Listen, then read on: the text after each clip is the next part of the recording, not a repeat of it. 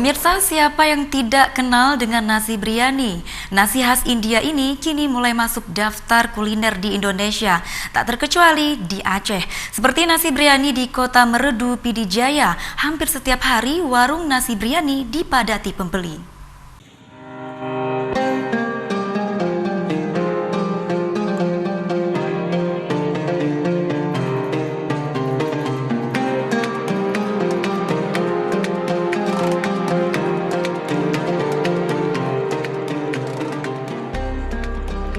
Siapa yang tidak mengenal dengan nasi yang berwarna kuning ini?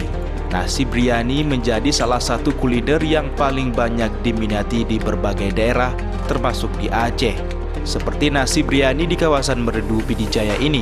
Nasi yang dimasak bersama daging kambing ataupun daging bebek ini diracik dengan belasan jenis bumbu dan rempah-rempah khas Tanah Rencong, sehingga memiliki perbedaan dengan nasi biryani pada umumnya. Nasi biryani ini juga disantap dengan lauk kuah dalica yang dimasak khusus lengkap sebagai perpaduan.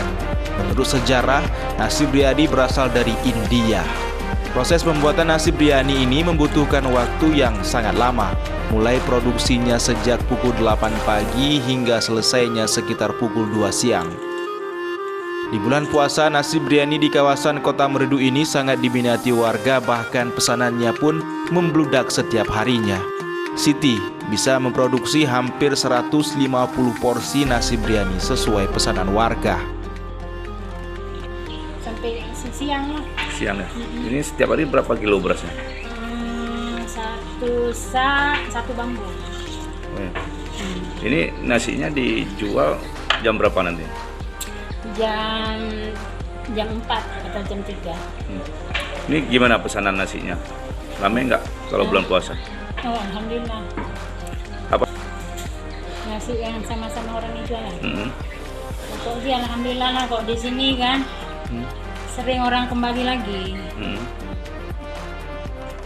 Untuk satu porsi nasi biryani ini dibanderol seharga Rp35.000 dengan paket berisikan menu bebek bakar plus kuah delica.